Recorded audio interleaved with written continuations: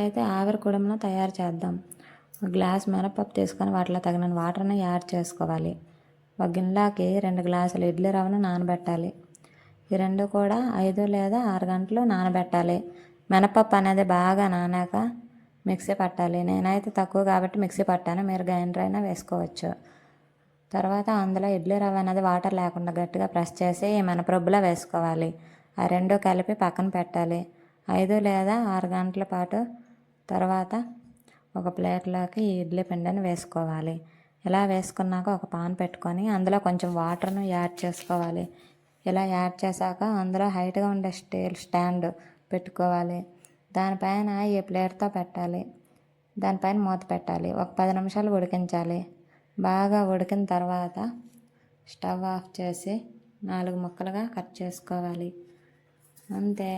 నా వీడియో నచ్చినట్లయితే మీరు సబ్స్క్రైబ్ చేసుకోండి ఈ ఛానల్ని.